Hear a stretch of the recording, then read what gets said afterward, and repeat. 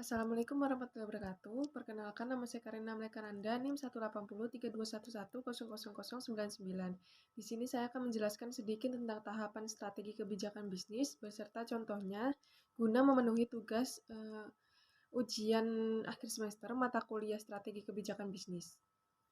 Pada konsep strategi kebijakan bisnis ini terdapat 6 tahapan yang memenuhinya. Bersumber dari buku yang berjudul Manajemen Strategis oleh Edi Yunus menjelaskan bahwa 6 langkah dalam perumusan strategi diantaranya yaitu langkah pertama, establishment of vision, mission, dan goals. Langkah ini mencakup pernyataan umum yang berkaitan dengan misi, maksud, dan tujuan organisasi. Perumusan visi misi dan tujuan merupakan tanggung jawab kunci bagi manajerial pusat. Perumusan ini dipengaruhi oleh nilai yang dibawakan manajer. Visi, misi, dan tujuan organisasi harus jelas dan ringkas serta menunjukkan dasar tujuan suatu organisasi serta apa yang ingin dicapai oleh organisasi tersebut. Langkah kedua yaitu identifying past and present strategies. Sebelum memutuskan suatu strategi diperlukan atau tidak, maka seorang manajer harus mengidentifikasi berdasarkan strategi sebelumnya. Dan pada saat ini, apakah strategi ini di masa lalu telah disusun secara benar? Jika belum, maka hal itu dapat dianalisis dan identifikasi apakah strategi yang sebelumnya masih bisa diterapkan atau perlu diperbaiki. Lalu langkah ketiga yaitu diagnosing past and present performance.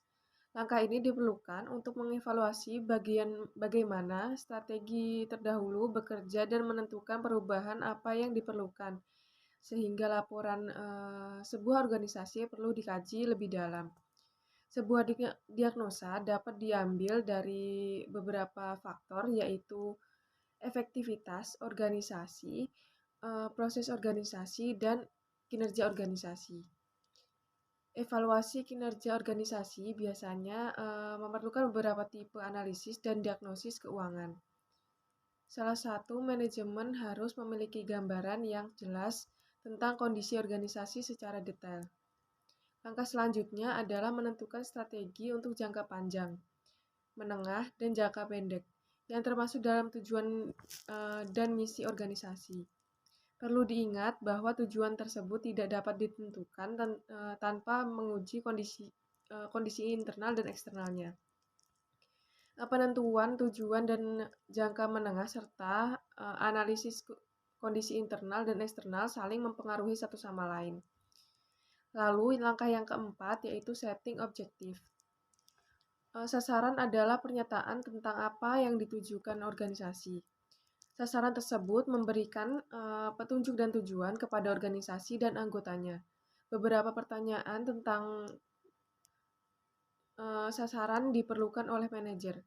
Di antaranya sasaran jangka panjang. Secara umum, pembahasan untuk membahas rencana suatu organisasi di masa mendatang pada beberapa tahun mendatang. Sasaran jangka panjang ini harus mendukung dan tidak bertentangan dengan misi organisasi. Meskipun sasaran ini agak berbeda dengan misi suatu organisasi, akan tetapi harus masih berkaitan. Yang kedua yaitu sasaran jangka pendek, merupakan suatu bagian turunan di dalam sasaran jangka panjang yang mendukung jalannya sistem suatu organisasi. Seperti sebuah evaluasi harus menghasilkan daftar prioritas pada tujuan jangka panjang.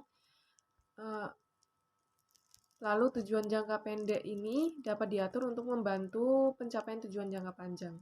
Lalu yang kelima yaitu analisis SWOT dan perumusan strategi dalam analisis SWOT. Di dalamnya mencakup analisis kesempatan dan ancaman lingkungan eksternal serta analisis kekuatan dan kelemahan lingkungan internal. Analisis lingkungan eksternal dapat dilakukan dengan berbagai metode peramalan dan manajemen ilmiah.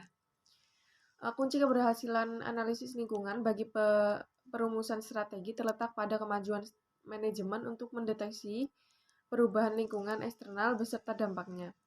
Analisis lingkungan juga memungkinkan organisasi mengantisipasi dan mempengaruhi kegiatan dalam lingkungan tugasnya, terutama untuk memberikan antisipasi strategik bagi sebagian reaksi terhadap berbagai lingkungan. Lalu langkah yang terakhir yaitu langkah keenam, develop and equate alternative strategy and select strategy. Membuat keputusan strategik dalam uh, yaitu adalah elemen kunci pengambilan keputusan pada pembuatan strategi. Berdasarkan analisis ini, keinginan manajemen untuk menemukan strategi akan memberikan organisasi keuntungan secara kompetitif. Artinya, manajemen ini berusaha untuk memposisikan organisasi dalam rangka untuk mendapatkan keuntungan relatif terhadap para pesaingnya. Hal ini membutuhkan penilaian yang cermat berdasarkan kekuatan kompetitif yang mendikte aturan persaingan dalam industri di mana organisasi ini beroperasi. Selanjutnya, kita akan membahas tentang contoh dari penerapan strategi bisnis pada dua perusahaan. Perusahaan yang pertama adalah perusahaan nasional yaitu PT Gudang Garam Tbk. Menurut Farusi dan kawan-kawan, tahun 2016 mengatakan bahwa upaya yang dilakukan perusahaan dalam rangka menjamin tercapaian tujuan tanggung jawab sosial dilakukan dengan berbagai strategi. Berbagai strategi ini yang dilakukan, perusahaan sudah pasti harus memperhatikan dan memperhitungkan visi misi tujuan, objek, dan kebutuhan real stakeholder. Menurut penulis jurnal ini, strategi implementasi CSR yang dilakukan oleh Gudang Garam menggunakan mixed type. Strategi ini dipilih Gudang Garam dikarenakan strategi ini dirasa lebih membuat Gudang Garam bergerak secara leluasa serta dapat menerima sasaran dan permintaan program dari pihak luar. Lalu strategi mixed type merupakan perpaduan dari strategi sentralisasi dan desentralisasi. Maka untuk mengetahui strategi mixed type yang dilaksanakan perlu dianalisis terlebih dahulu serta desentralisasi dan desentralisasi. Contoh kedua diambil dari perusahaan internasional yaitu Nestle. Menurut Iketut Dharma Putra Yoga tahun 2018, Nestle mengimplementasikan konsep CSV sebagai program CSR dengan pedoman terhadap peraturan terkait.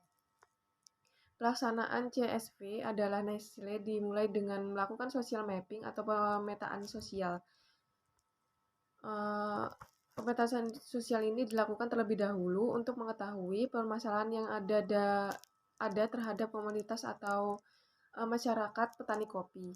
Setelah itu melakukan social mapping.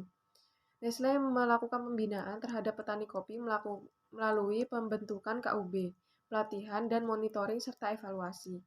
Proses evaluasi merupakan proses akhir yang dilakukan Nestle, di mana evaluasi ini dilakukan untuk melihat keberhasilan CSV yang dilaksanakan oleh Nestle yang nantinya akan digunakan untuk sertifikasi 4C atau Common Code for the Coffee Community.